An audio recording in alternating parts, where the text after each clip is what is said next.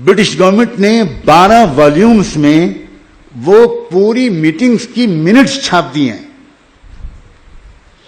جو میٹنگ گاندھی، نہرو، جناح، مولانا آزاد، پٹیل ان سب کے ساتھ جو چلتی تھی، ماؤنٹ بیٹن کی یا ان سے پہلے کے وائسرائے کی، جتنی میٹنگز ہوئی ہیں ہر منٹ کی رویداد دن تاریخ کے حوالے کے ساتھ برٹش گورنمنٹ نے چھاپ دی ہے.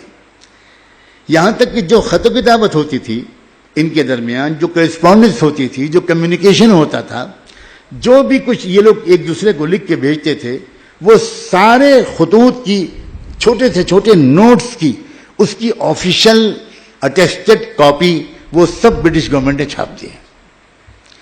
اتنا شاندار ثبوت ہے وہ اس بات کا، آفیشیل ڈاکومنٹ ہے برٹش گورنمنٹ کا، جس کا ایک ایک پیج یہ ثابت کرتا ہے کہ ملک کی تقسیم کی 1% ذمہ داری بھی مسلم لیگ پر، مسلمانوں پر اور جناح پر نہیں تھی.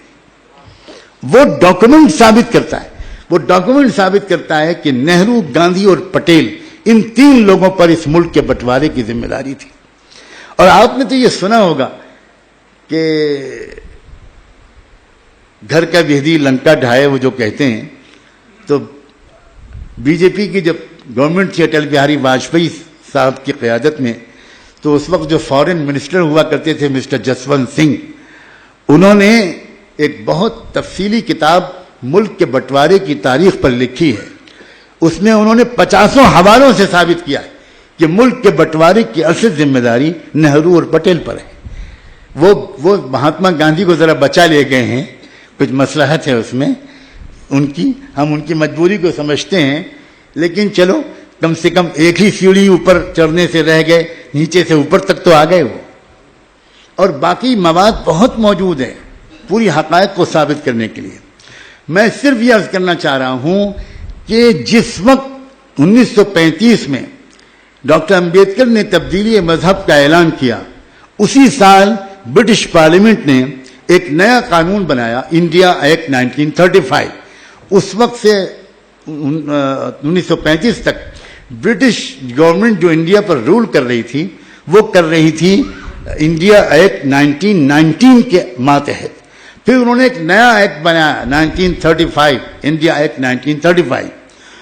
اس انڈیا ایکٹ 1935 کے فوراً بعد گاندھی جی نے آزادی کی وہ تحریک جو پچھلے 10 سال پہلے بلکہ 16 سال پہلے انہوں نے اچانک بند کر دی تھی، اس لیے کہ وہ آزادی کی تحریک علماء اور مسلمانوں کی قیادت میں چل رہی تھی اور گاندھی جی پیچھے پیچھے چل رہے تھے.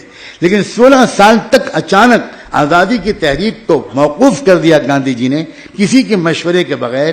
اور 1935 میں جب وہ برٹش پارلیمنٹ نے وہ ایکٹ پاس کیا، اس کے فوراً بعد گاندھی جی نے ایک نئے سرے سے ملک میں آزادی کی تحریک شروع کروا دی. اور اس موقع پر ہندو مسلم فسادات بنگال کے ذریعے سے شروع کروائے گئے، جس کا بنیادی مقصد یہ تھا کہ امبیڈکر نے وہ جو تبدیلی مذہب کا اعلان کیا ہے، جس کے نتیجے میں ایک اندیشہ پیدا ہو گیا تھا، جو اندیشہ بہت عرصے سے چلا آ رہا ہے اور آج نہیں تو کل وہ پورا ہو کر رہے گا، اس اندیشے کے مطابق ملک میں آزادی کی تحریک ایک نئے مقصد کی خاطر، ایک نئے پروگرام کی خاطر شروع کی گئی اور ہندو مسلم فسادات بھیانک طریقے پر شروع کروائے گئے. اس پروگرام کے تحت کہ ملک کو آزادی تب ملے تب ملک پہلے بٹ جائے. اس لیے اتنا دلچسپ واقعہ ہے کہ 14 اگست کو پہلے ملک کی تقسیم ہوئی اور 15 اگست کو ملک آزاد ہوا. آپ اتنی چھوٹی سی بات پر غور نہیں کرتے. منطقی ترتیب کیا تھی؟ کیوں بھائی؟ پہلے ملک آزاد ہوتا اور آزاد ملک پھر الگ الگ اس کے 2 حصے ہو جاتے. مگر مقصود آزادی تھی ہی نہیں، مقصود تقسیم تھی، مقصود بٹوارا تھا، مقصود مستقل طور پر کمیونل ٹینشن اس ملک میں پیدا کر کے ان کروڑوں مظلوموں کو ہندو بنائے رکھنا تھا. اصل مسئلہ یہ تھا. مسلمانوں پر جو مظالم اس ملک میں ہو رہے ہیں، خدا کے لیے آپ مسلمان دانشور ہیں، آپ اس بات کو سمجھنے کی کوشش کیجئے کہ اس کا اصل نشانہ مسلمان نہیں ہے.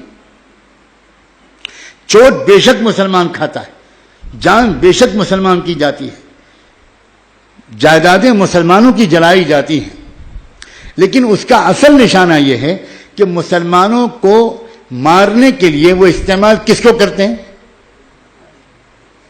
بتائیے، میں آپ سے پوچھتا ہوں، انہی لوگوں کو استعمال کرتے ہیں نا.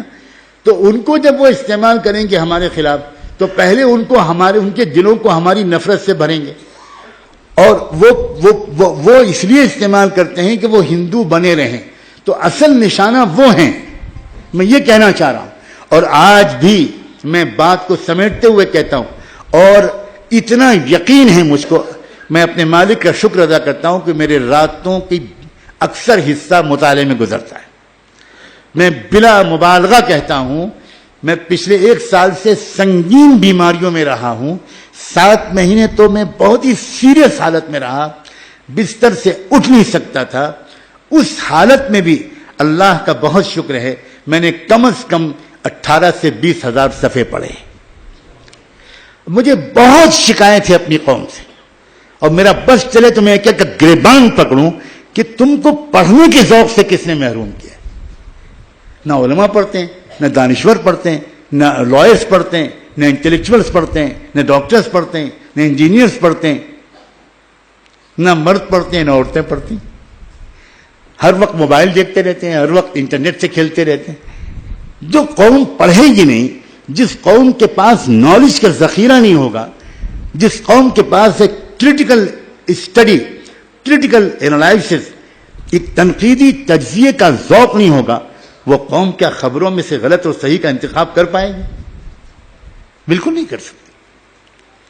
آپ 1000 بد دعا دیتے رہے آر ایس ایس والوں کو.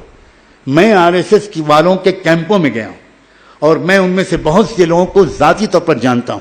بہت پڑھنے والے لوگ ہیں، بہت مطالعہ کرتے ہیں. اسی طرح آر ایس ایس کی لابی کے خلاف اس ملک میں جو ایمبٹ موومنٹ چل رہی ہیں، جو مظلوموں کی تحریکیں چل رہی ہیں، انہوں نے بھی اپنے کیڈر اور چھوٹے سے چھوٹے کاریہ کے اندر بھی لٹریچر کے پڑھنے کا ایک شوق پیدا کر دیا. نہیں پڑھتے اگر کون؟ تو مسلمان نہیں پڑھتے. آج کم سے کم آپ ایک مسافر سے اتنا وعدہ کر سکتے کہ سنجیدہ مطالعہ شروع کریں.